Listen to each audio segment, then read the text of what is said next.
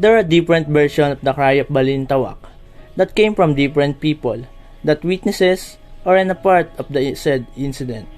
This became a controversy issue in the Philippine history, and up until now it still remains unsolved. Some said it happened in Balintawak, and some said it happened in Pugadlawin. Although we are commemorating this historical event, many of us still not aware what happened behind it. In this presentation, we are going to talk about the different authors and their accounts and what really happened in the cry of Balintawak.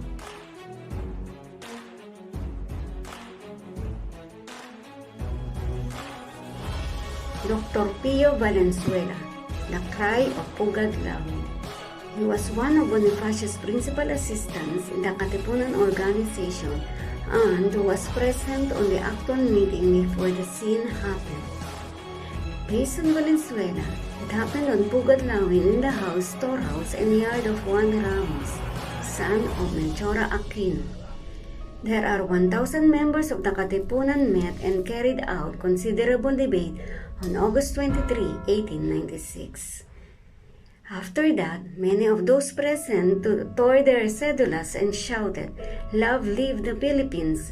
Long live the Philippines!" It was documented to the Philippine history. The first version was Pugadlawin on August 26. Later on, he changed it, which leads to his second version, August 23, 1896.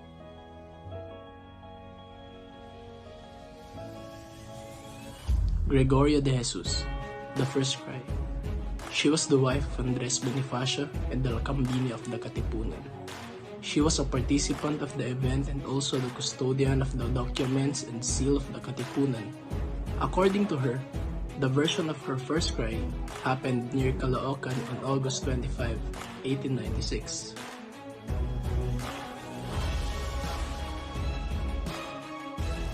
Santiago Berata Alvarez, the cry of Bahay Toro, relative of Gregorio de Jesus, the wife of Andres Bonifacio and the son of Mariano Alvarez.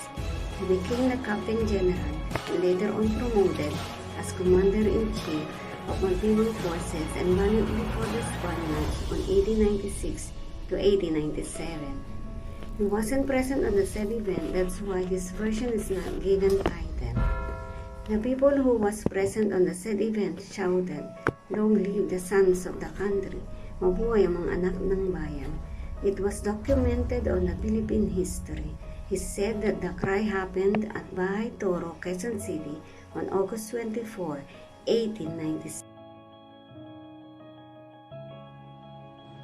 General Guillermo Masangkay, the cry of Balintawak. A loyal and faithful friend and advisor of Andres Bonifacio, one of the pioneer members of Katipunan who designated to build the extension of KKK organization at Cavite. According to him, he has presented two versions. He has said that the first rally of the Philippine Revolution happened on August 26, 1896.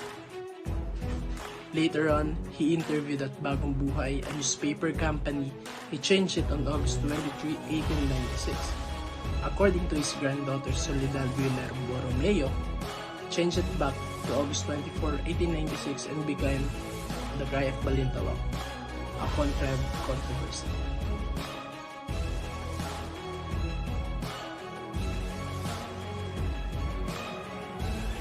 The phrase cry of Balintawak is actually a translation of the Spanish phrase El Grito de Rebellion or El Grito, which means the cry of rebellion, rather than the words themselves. Unlike the Filipino word sigaw, it denotes a call to rebellion and does not always include yelling. The first conflict between the Katipuneros and the Guardia Civil was mentioned. The Contextual event is marked as the beginning of the Philippine Revolution against over 300 years of Spanish rule began with Andres Bonifacio, the leader of Katipunan, a secret revolutionary society that sought independence for the Philippines from Spanish colonial rule. In August 1896, the cry of the rebellion happened.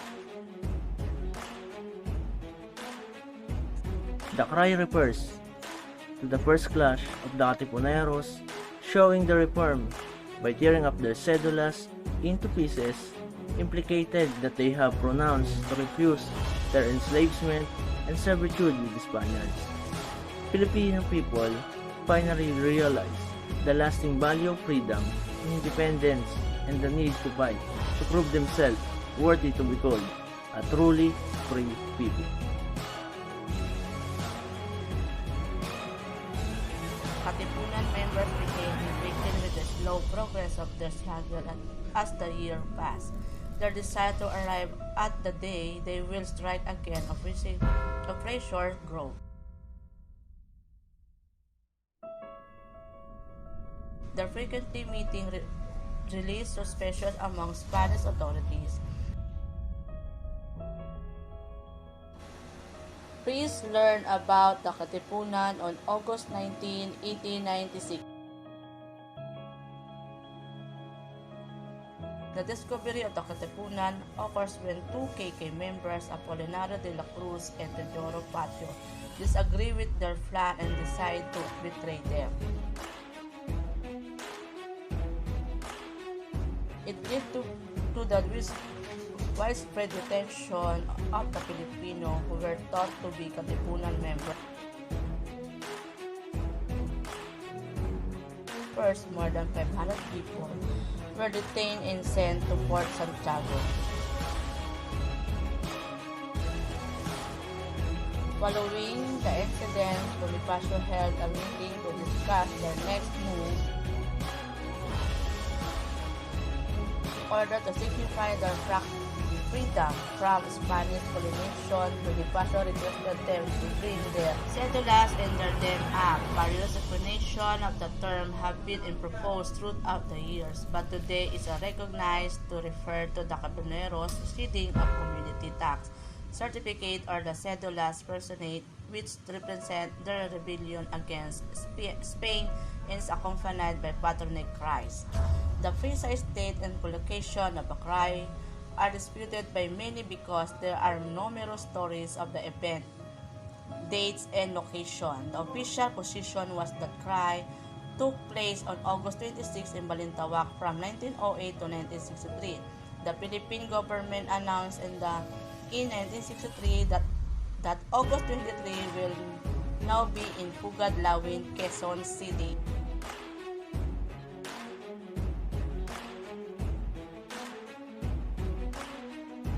The cry of Pugadlawin was a hoax, according to Dr. Burmer's accounts of events in Balintawak in her book, The Cry of Balintawak, A Country of Controversy. In August 1896, Andres Bonifacio led a group of Katipuneros assembled in Pok, Kangkong.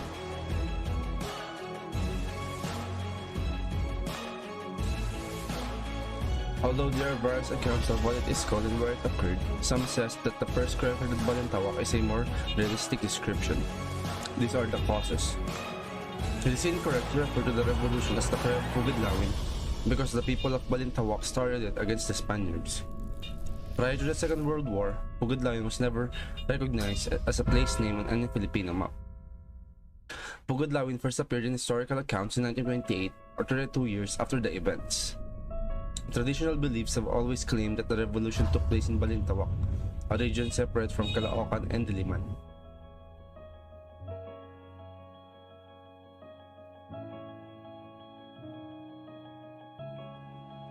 The beginning of Philippine independence from the Spaniards symbolized from the first cry of Balintawak.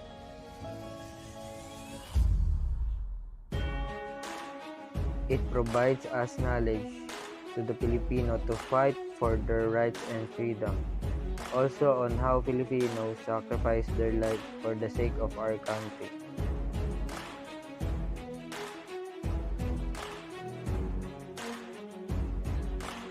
Celebrates the pivotal time in Philippine history when the Katipuneros groups of Filipinos, in particular, took a stand in favor of using force to end the 300-year Spanish occupation.